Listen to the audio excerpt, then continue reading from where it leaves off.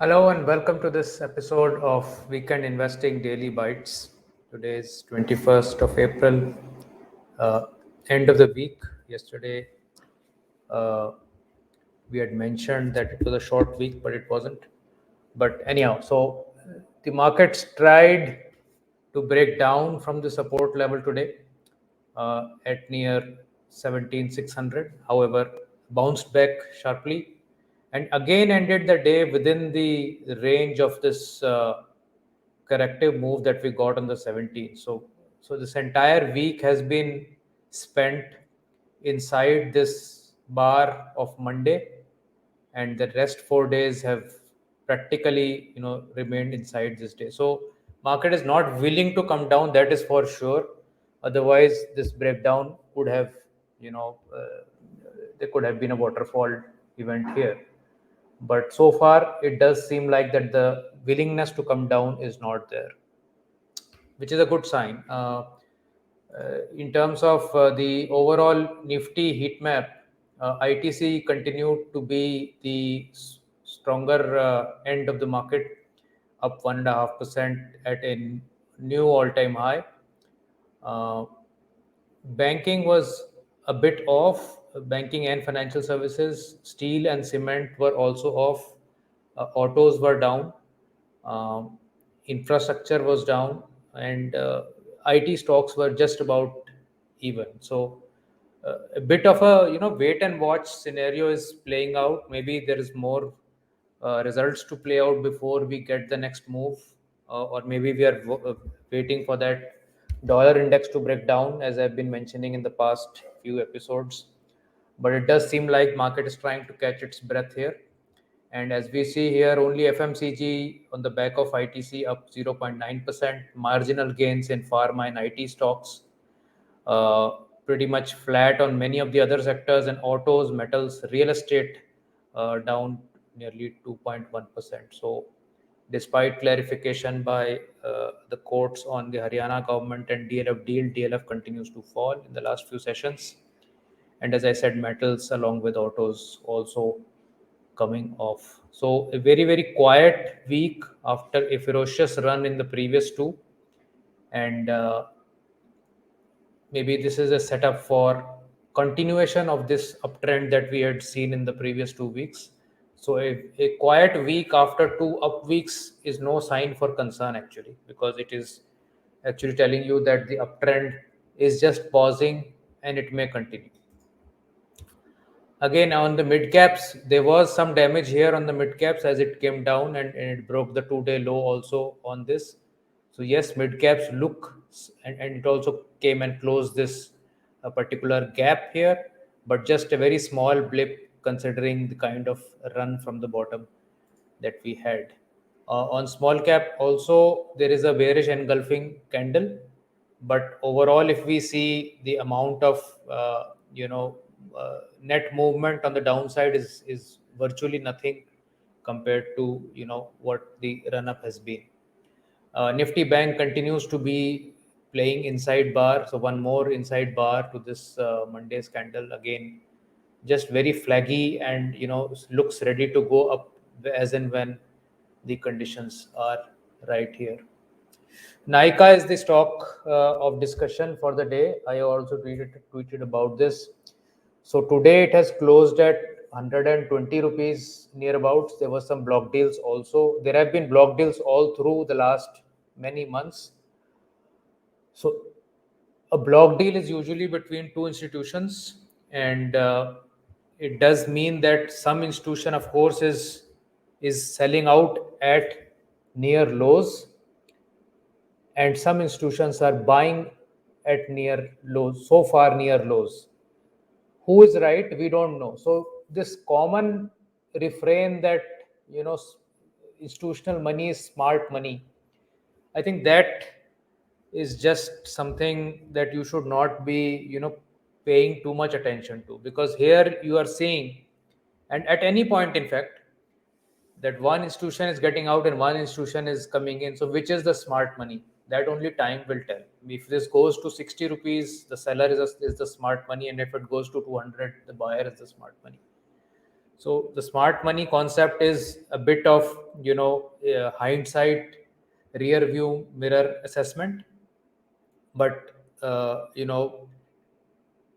what should I say? Hats off to people who are still, doing stop losses, or, poor performance if they have been holding so long.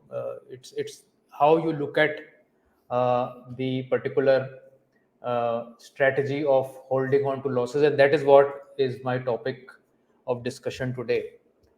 That if you're stuck in a stock and you really have no real belief or reasons, maybe sometimes that, I know this numbers will come around in the next 2 years, or this manufacturing capacity is being set up and this is going to happen, or this company is going to acquire this, and you have some roadmap of how this will play out. But if you don't have that, and you don't have that belief, and stock is just dropping, just because it has hit a particular price in the past does not mean that that price will come again, or at least come again soon. Even if, after 10 years, if that stock comes back, I mean, what good it is to you, because you've lost 10 years of opportunity. uh, Even at index returns, you would have made 1.5 times more of your capital in that period. So just hoping for a miracle in your favor is something that one should not ideally do. Of course, that also works sometimes. If you held on to some losers and some huge bull run comes, you may get your capital back or even make money on it. But that should not be your design of your strategy and the way you play the market, in my sense. Um, so the biggest commonly committed mistake is to enter at tops or high valuations or high prices when, and there's nothing wrong in entering at high price, but entering at high price and just sitting there, that is the cardinal mistake. Uh, and exiting at bottoms. So if you are a value or fundamental investor and you exit at the bottom, that is really a pathetic decision. But if you are a, trend follower, momentum follower, then maybe after some loss you are able to get out. That is all right, because that is the design of your strategy. So please see the difference in the approach in the two strategies. So, for instance, Nifty, let's say, if we see equivalent in the 1990s, then, market is going up 91, 92, Arshad Mehta period, the run up is 350%, but most people will enter at this point here, in the last 10-20% of the rise. And those who have gotten in here will bring in, sell their house and bring all the money in here. That's how emotions work. And then, you had a 53% drop and a flat market after that, and, people start to lose patience and they get out of the market after that. Again, in year 2000, you had, gradual run up, and then sudden run up of almost 100%, uh, in last 1 year of year 2000, the dot com boom. And then suddenly you lost, almost 51% of this amount very, very quickly in the next few months. So a lot of entries here and gradual exit here. So, when the gradual exits happen, a market is giving time for, sort of self healing sort of a thing here. Again, recently in 2008, you saw, over 4, 5, 6 years, this rally got built up at plus 600% rally. But most of the money, just threw in the towel and came in this last part, and then they just lost 60% beyond that. So this is how, typically a lot of folks lose money, especially the ones who don't track the market normally but will come in once the market is super overheated. So let's say, this example of Yes Bank, a journey of a common investor, maybe, so 2009 to 2013, stock has gone up, and it doubles within 1 year. So people come and flock and buy here. There'll be some headline that stock has doubled in a year, and people come buy here, and then there's a 60% fall. And then people don't know what to do with that stock again. After that drop, again there'll be a headline, stock has gone up 2x 4x in 1.5 years. Again people will rush in.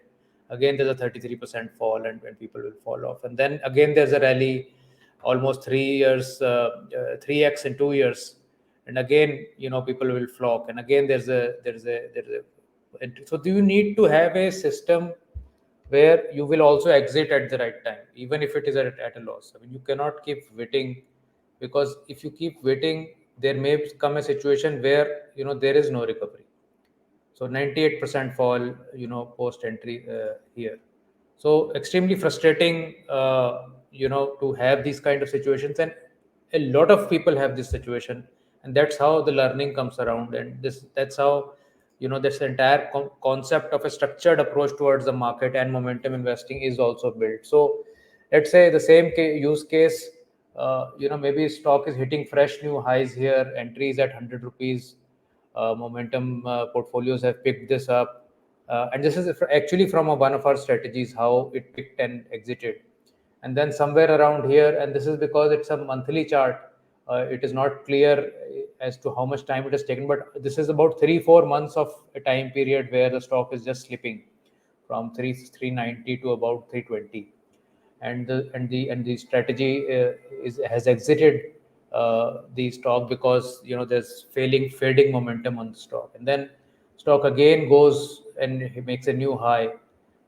Some strategies may again pick it up, ours didn't, but anyhow, I mean, that is sometimes you get lucky also, and you can get some exits again later on. What I'm trying to say mainly here is that you got the meat of the move without having to have sat through the entire move, right? And also, one very key part is that because of the exit, you've you've got your capital out, and you've not had to deal with this 90% fall, because you are in a structured approach, and that structured approach is saying don't enter Yes Bank. So you are avoiding a massive fall. You have that opportunity of using that capital elsewhere. So you've taken that capital and deployed it elsewhere. So not only are you not losing capital, but you are deploying it elsewhere. So it's a sort of a double tailwind for your portfolio. And things happen very slowly in the market. For instance, Yes Bank was also part of the Nifty, and it was removed from the Nifty at this point, when it was 25 rupees. So even if you are invested in an index, Nifty index, you would have had to, necessarily bear this loss on the Yes Bank component of Nifty, because the Nifties were still carrying on. So all these strategies, which are more, a little, can I say, uh, quick in terms of recognizing what is going up and what is coming down, and which helps you, recover or avoid deep drawdowns in your portfolio. And once you are able to avoid, deep drawdowns in your portfolio, actually the returns part of the deal is not so difficult.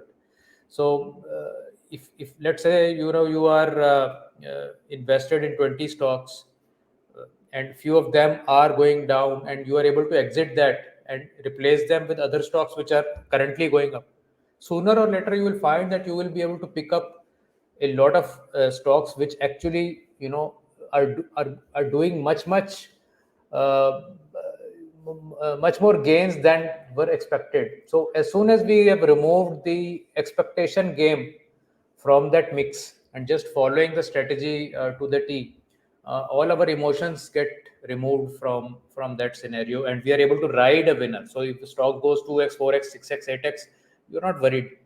How long it will go. You're just worried uh, that I should be able to execute when the strategy says exit. You should be able to exit. That is the kind of a military-like, uh, you know, zen state of mind that you should have. That I'm not worried about XYZ name of the stock or what other people are saying about the stock, but I just want to execute my exit and entry criteria, and hence create a strategy where I'm able to beat the benchmarks.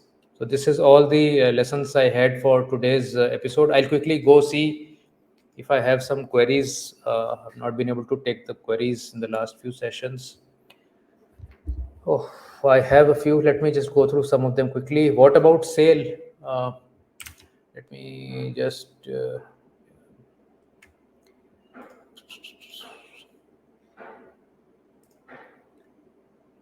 present my other screen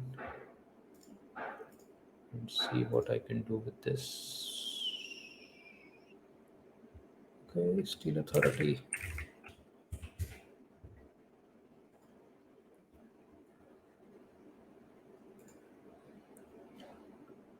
So Steel Authority is still, I think, just going sideways. There's not much of a setup, but it is not, completely a wasted opportunity. I think you could look at, some setup here. It is coming very close to a support, and a setup is possible here. Maybe somewhere around 80 and targets of maybe somewhere around 108 with some stops near 75. This probably can be tried here. I think the metal space also is beginning to sort of do some bottoming here, and that is something that you could look out for. Let me quickly go and mention the name. Sukanta was the person from this question.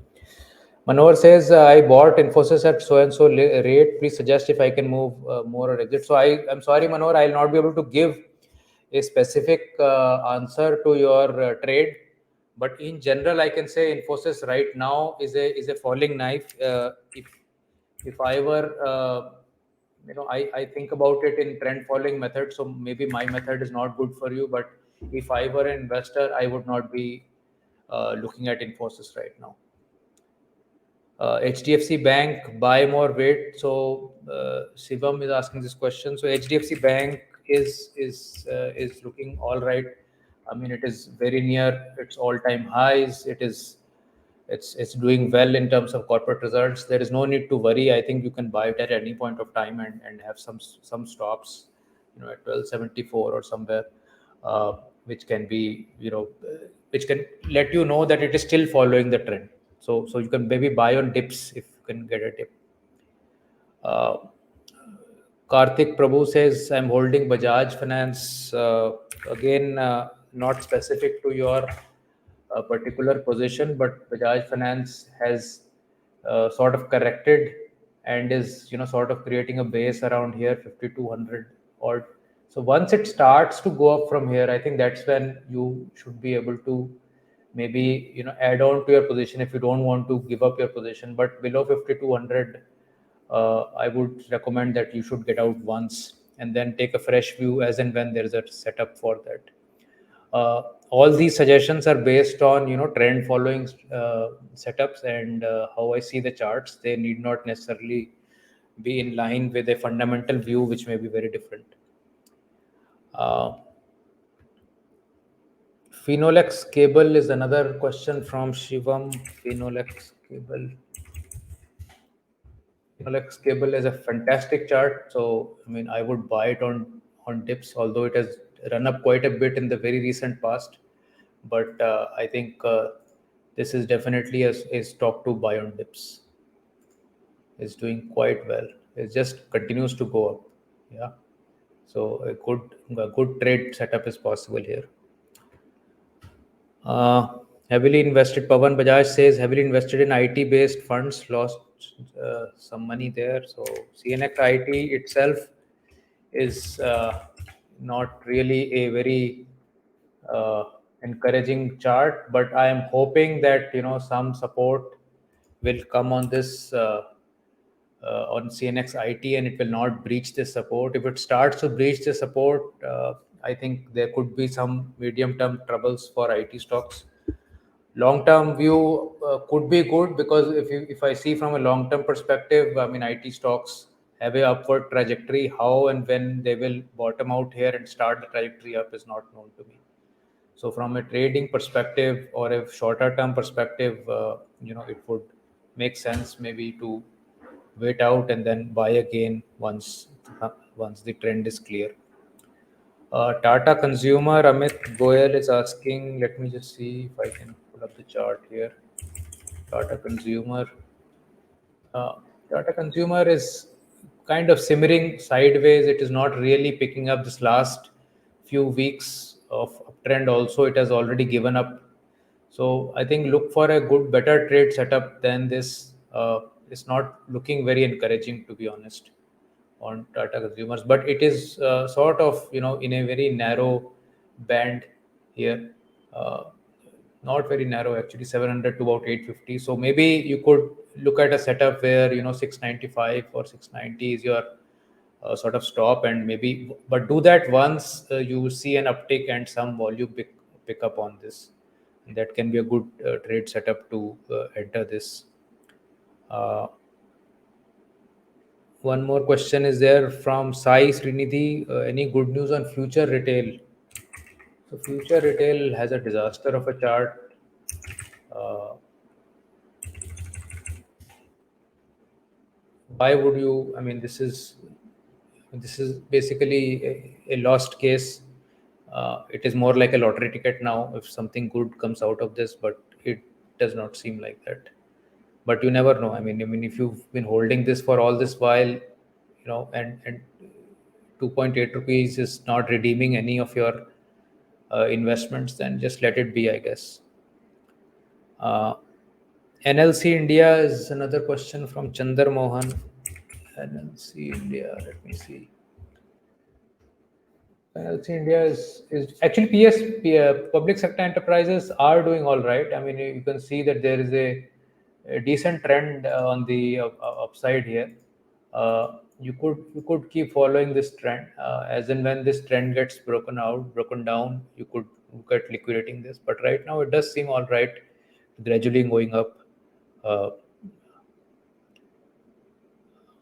so I'll take the last question now.